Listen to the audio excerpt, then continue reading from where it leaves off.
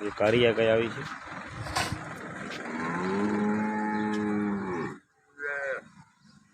અને એક બીજી છે આજે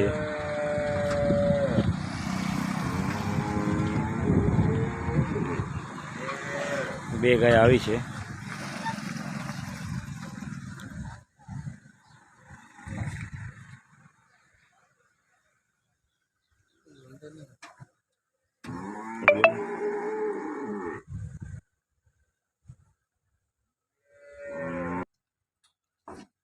આજે બે ગાય આવી છે એક કારિયા છે